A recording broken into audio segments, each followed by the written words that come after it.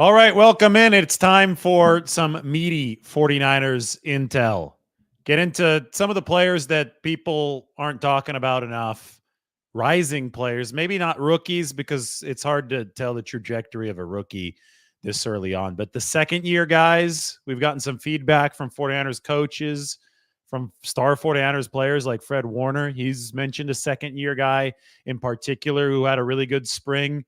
These are players who, based on what we've gathered over the course of the past couple months, should be in line to do some really good stuff for San Francisco this next season. So it's 49ers intel, youngsters trending upward. Today I came out with an article alongside Matt Barrows, and it has Chris Kasarik on the cover. It's a conversation with 49ers defensive line coach Chris Kasarik on the team's recent overhaul up front. They've got a lot of new bodies along the defensive line. This is a personnel-wise significantly different defense than it was last year. In fact, I could illustrate that through the depth chart. Remember the teal? That signified a new veteran player, a new veteran signee for the 49ers.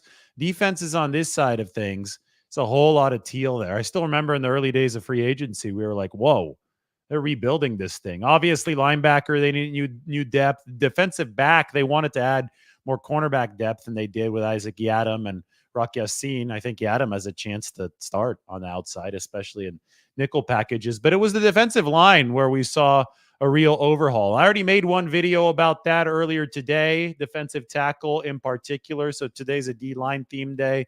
Obviously, they let Eric Armstead walk when they released him. They let Javon Kinlaw literally walk. They didn't sign him when he hit free agency. He's now with the Jets, so they're going to see him week one. Malik Collins and Jordan Elliott replace Armstead and Kinlaw respectively. They let Chase Young walk to the Saints in free agency. Leonard Floyd replaces him, and they really believe they've added more defensive end depth with Yetur Gross Matos. Anyway, that's the reason I put that up on the screen, is because Chris Kasarik is the featured article of today. It's a big conversation, like 2,000 words with Chris Kasarik that you should check out. The link is in the description. But, there's going to be some overlap here between what that article talked about and what I'm going to talk about and focus on in this discussion, and that is the 49ers youngsters trending upward. Because one of the players that Chris Kasarik mentioned and talked quite a bit about is Robert Beal Jr., the second-year defensive lineman out of Georgia. He was about 245 pounds last year, was the light edge rushing type. Think D Ford when you think light edge rushing type, under 250 pounds. All you want is that speed, that burst to get around tackles with that speed. So oftentimes you don't want to pack too much weight onto the frame because you feel that weight can take away some of the explosion off the ball, and then you have essentially neutralized your own quickness advantage, your own speed advantage against opposing offensive tackles. That being said, the 49ers have seen the run defense issues over the last year, and they've seen that one of the main factors there is the second factor. I talked about the first in another video this afternoon. That second factor is a lack of edge presence opposite Nick Bosa, setting the edge against the run. They lost Sansom Ebukam after the 2022 season. He signed with the Colts. Ebukam did a really good job setting firm edges against the run. So no Sansom Ebukam. Bosa's on one end. You're fine there on that end. What do you do at the other side, though? Chase Young didn't cut it for the 49ers last year in terms of run defense. They need a little bit more, especially from that second starting edge and obviously the second rotational edge, because you're going to play 8 defensive linemen. So you're going to have 2, or I guess technically 4 edge rushers going through the rotation at least, but 2 on one side, specializing in that one side, although Bosa can move back and forth at his liberty. Anyway, Robert Beal Jr. is one of the players that is threatening for one of those 4 rotational defensive end spots. And he was at 245 pounds last year. Chris Kasarik reports that he's about 12 to 15 pounds heavier this year. And it's good muscle working with Dustin Perry in the 49ers weight room. They say it's not just added weight. They say that he's put on very effective muscle. And that's key because the more effective the muscle, the less burst you're going to lose. He's probably not going to be quite as quick as he was at 245, but they needed to make sure that Robert Beal Jr. was ready to take on blockers in the run game and set the edge. And when you talk to Kasarik and when you listen to Kasarik on the practice field, you hear a coach that has just been really enthusiastic about Robert Beal. I'll tell you, last year down the stretch, I would always be in the corner watching the defensive lineman, and Robert Beal was getting a lot of individual attention from Chris Kasarik for a guy that wasn't exactly in the rotation and playing. I know he saw some time down the stretch. He was active down the stretch.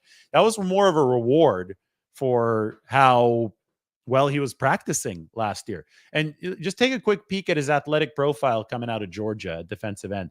Really long arms, really fast 40, right? 87th percentile with the arm length, 34 and 5/8 inch arms. So defensive line coaches love that for their pass rushers. Obviously, it's a good way to be able to reach quarterbacks on the pass rush.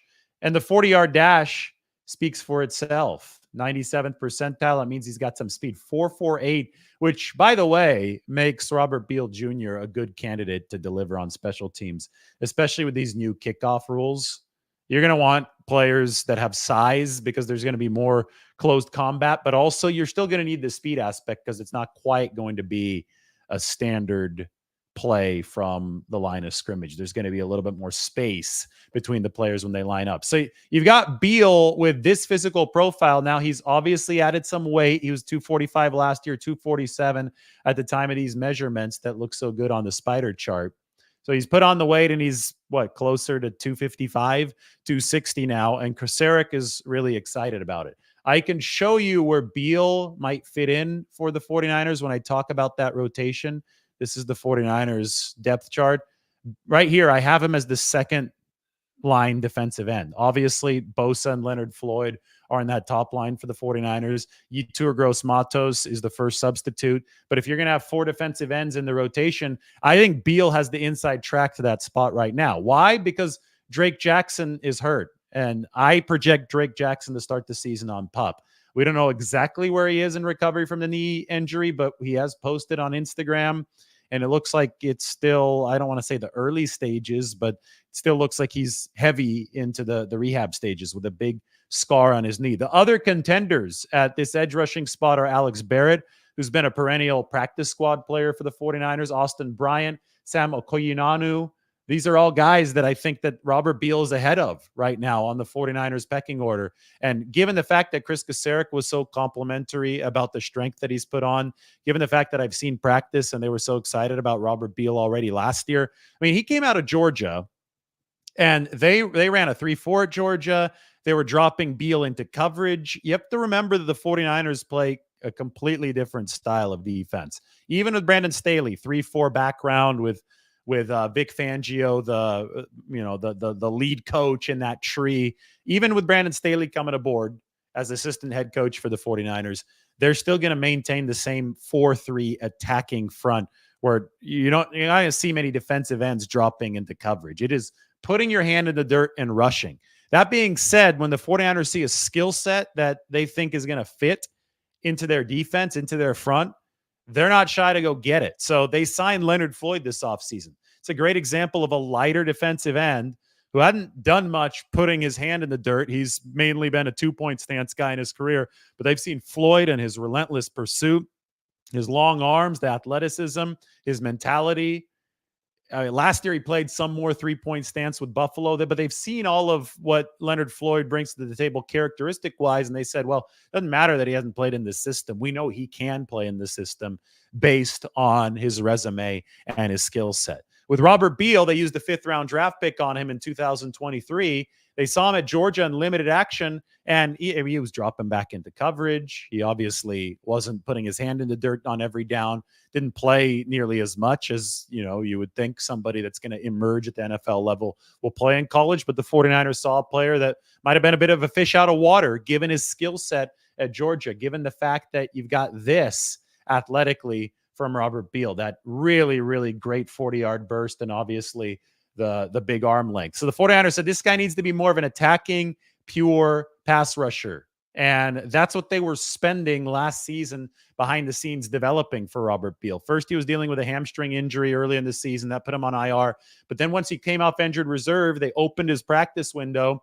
He was looking good out there. I told you about Chris Kocurek being excited about Robert Beal, and that led to him being activated from injured reserve. Might have been a surprise for some because other guys last year didn't get activated, but Robert Beal did, and he deserved it. And I think that he's going to earn or have a very good chance at earning a rotational spot along that defensive line this season. All right, so moving forward, Robert Beal is one. Here's another second-year player to look out for. Brayden Willis. His practice target share over the spring was notable. Now, Willis played last season as the 49ers, down the stretch as the 49ers tight end too. They he saw considerable action in the Super Bowl. You could put it that way. And he would be bumped up a notch in the tight end pecking order with George Kittle dealing with the core muscle injury that ultimately led to offseason surgery for George Kittle. So Willis is already well-versed in what the 49ers want to do schematically from both a pass catching and a blocking perspective. He was more involved in the blocking side of things last year, right? They weren't targeting him in the receiving game.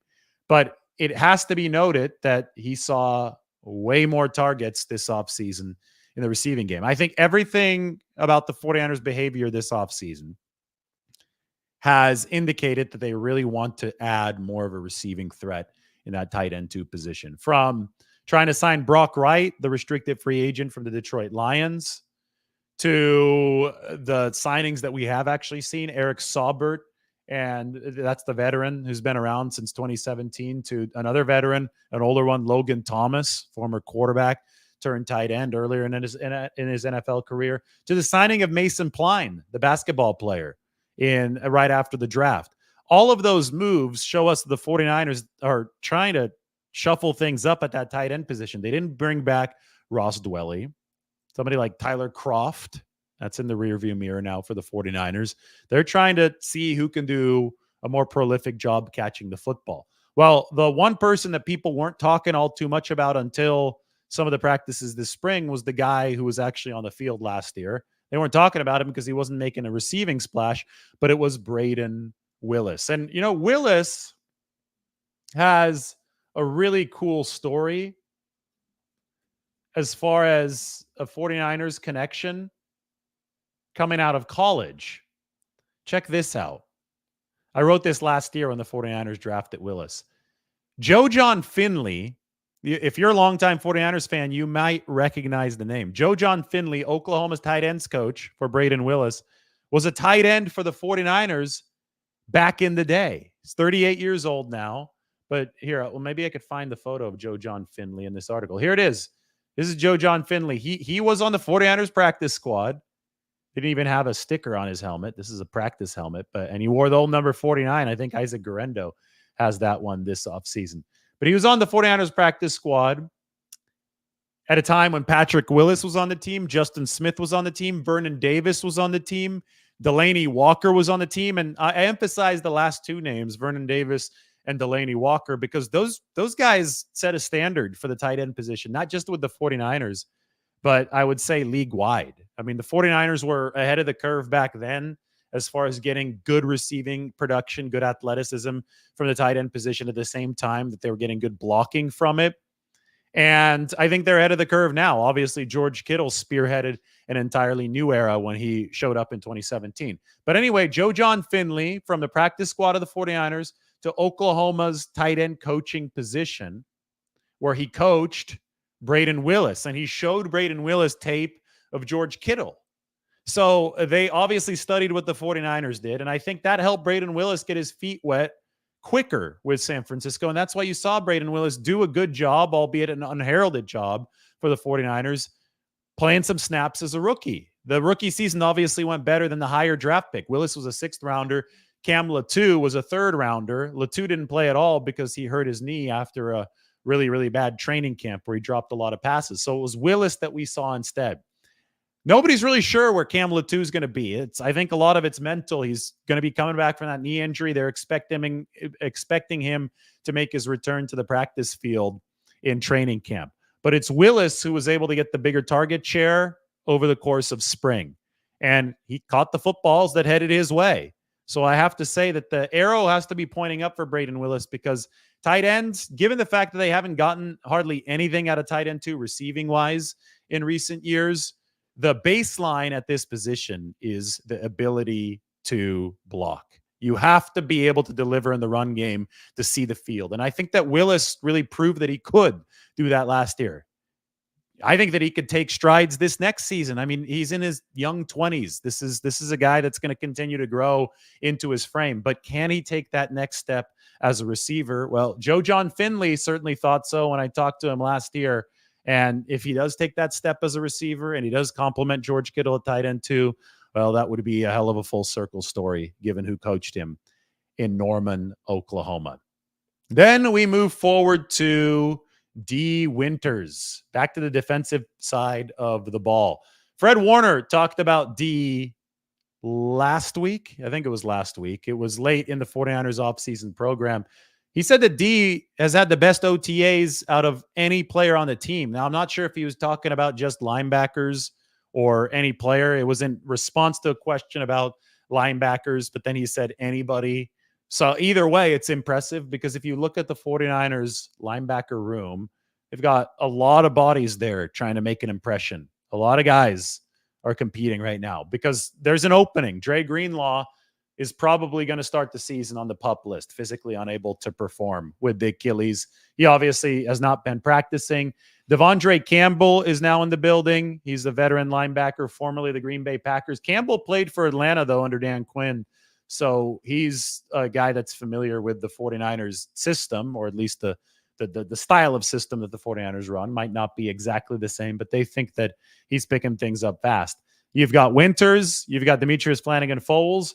Then you have another second-year guy, Jalen Graham, and a first-year, a rookie, Tatum Bethune out of Florida State. More on him coming soon, a little bit later this week. I have some intel on Tatum Bethune, the 49ers' 7th-round pick. Can't forget Curtis Robinson either. Him and Ezekiel Turner. Robinson has been with the 49ers, has been a good fill-in on special teams for them. And Ezekiel Turner, he has a chance to be a special teams ace for this team. But Winters, who contributed on special teams last year and I think was the next linebacker ready to come off the bench, he's competing with Devondre Campbell for a key linebacker role here. Remember that Fred Warner emerged immediately. I get it. The 49ers had a more talent deficient roster in 2018, but they had a pretty damn good roster in 2019, and Dre Greenlaw emerged immediately. So it's not out of the question to suggest that somebody like D. Winters, if he's been impressing Fred Warner enough by the endorsement included talking about his conditioning, talking about how he was just ready for everything that came his way in OTAs. Mentally, he's on the kind of pace that the 49ers need him to be. If all of that is indeed happening and D. Winters is progressing, do not rule out his ability to at least be the third linebacker to start the season for the 49ers with Dre Greenlaw on that PUP list. You would assume that Devondre Campbell, the veteran, would be able to grab that second slot as insurance behind Fred Warner with a relatively high floor for the 49ers. But then I think number 3 linebacker is totally up for grabs, and D. Winters seems to be a player who is making a real impression in that regard. Let's go to the spider chart for D. Winters. We went there for Robert Beal. I think for Winters, it's also one worth looking at because he's not big, but he is fast. Look at that, 94th percentile 40-yard dash for D, 4.49. 10-yard split, really good as well, 1.56. Now, the other measurables, I mean, he's not a hulking big linebacker, but I don't think the 49ers care. I think they want speed over everything else at the position. And then if you can combine speed with instincts, which D. Winters certainly had at college in TCU, if you combine instincts with that speed, then you have the markings of a really good player. As a rookie, it's hard to show that. There's a lot happening in your head. You're just trying to figure out the NFL game and trying to figure out calls, trying to figure out the opposing speed of the game before you can really trigger the way that they need you to at linebacker. And it seems to me that the 49ers believe that the light is turning on for D. Winters. Then there is Darrell Luter Jr. And I say healthy and ready because last year he suffered a bone bruise that was really, really early on. I was in training camp, I believe, maybe even before that. I think it might have even been in OTAs, but he started the season maybe on NFI, hardly saw any time until they activated his practice window about halfway through the season. At that point, the 49ers rookie cornerback out of South Alabama was behind the 8 ball. It probably wasn't going to happen during his first year. But when we talk about a nice physical profile, look at Darrell Luter Jr.'s. 6 feet tall with really long arms. Okay. That's 32 and 3/8 inch arms. That's 81st percentile among corners. Even bigger are his hands, which is also an asset. 98th percentile with the hand size, 10 and 3/8 inches. So Luter's a big frame that moves well and moves explosively, as evidenced by the vertical jump of over 40 inches. But the 40, faster than average as well for Darrell Luter, 4.4 speed. So he's got a lot of the tools here with the above average height, but the really long wingspan. He's got a lot of the tools here to truly succeed at the corner position, especially in a press man system. I thought Luter had a good spring. He had one interception that we saw. I thought that he covered well. He had some challenges against Ricky Pierce all over the course of spring, but he's just a DB that stands out. He's just somebody that does bring that frame, and I think the confidence to be a guy that you notice when you're watching these practices in a good way. And I get it. The 49ers DB room is, and especially the cornerback room, is very, very crowded. But I think that Luter is in really good position to take on Rock Ya-Sin. Obviously, he's going to be competing with Renardo Green, but we may see more of Renardo Green on the inside to begin. In that case, Luter versus Rock Ya-Sin in a competition for the outside would be very interesting. I think Isaac Yiadom is the front runner based on what he put on tape last year, and he's looked really good to start this season. He's the front runner to be the cornerback opposite Ward and Lenore, who are obviously the top two. But depth is critical. Luter represents potential quality depth, and he can continue working his way up the pecking order after that. I definitely think he's already higher up in that pecking order than somebody like Ambry Thomas. They'll give Ambry every single shot over the course of training camp because he's earned it with some of the big plays that he's made in the past. We remember the interception of Matthew Stafford to send the 49ers to the playoffs. But if you're looking to raise the ceiling, even raise the floor of that cornerback room, I think Darrell Luter Jr. can be a good candidate. Finally, the guy that we put up onto the thumbnail is Ji'Ayir Brown, also a 49ers second year player. He was their top draft pick in the 3rd round. Remember, they didn't pick until the 3rd round last year. This is Talanoa Hufanga up on the screen. But this article, I think, really helps us understand the growing dynamics of Ji'Ayir Brown. He wasn't practicing the other day, and he stood next to John Lynch and Talanoa Hufanga, deep center field, watching practice from John Lynch's favorite angle, which is that center field angle where Lynch watched from for 15 years as a Hall of Fame player. And Talanoa said that Ji'Ayir is starting to understand who exactly this GM is, that this is a legend in NFL circles, especially a legend when it came to instinctive play. And supposedly a lot of what Talanoa Hufanga has been learning from John Lynch, Ji'Ayir Brown is also picking up tips from John Lynch. And to me, that just, it signifies a deeper, more cerebral understanding of the game. It signifies that things are starting to slow down for Ji'Ayir Brown, which they did last year. He had an interception in the damn Super Bowl. It's impressive for a rookie. But this season, now he's had time to absorb and reflect and see all that happened over the course of his rookie year. Now he can take a deep breath and try to make it happen in his second season. And guess what? The 49ers have yet to sign a veteran safety. And I thought that was a big time desire of theirs early in the offseason. Maybe they won't do it. Maybe they like Ji'Ayir Brown. Maybe they like Talanoa Hufanga's recovery speed from the ACL. Maybe they're very optimistic about Malik Mustafa. There is reason to be optimistic about Ji'Ayir Brown based on how solidly he played last year. I still remember they thrust him into that game against Tampa Bay due to some injuries. Baker Mayfield went right at him, big spot in the 4th quarter, and Ji'Ayir Brown held up in coverage. And then obviously the interception in the Super Bowl as well. Does some stuff have to improve? Some angles against the run, of course, but he was a rookie last year. These other guys were rookies last year too, and they didn't play all too much. It was Ji'Ayir Brown and Brayden Willis who played the most. But now that they're going to be sophomores, second year, 49ers, I think, have a lot to look forward to from some of these players. So that's 49ers intel on some of these youngsters trending upward. Hope everybody enjoys. We'll talk to you soon.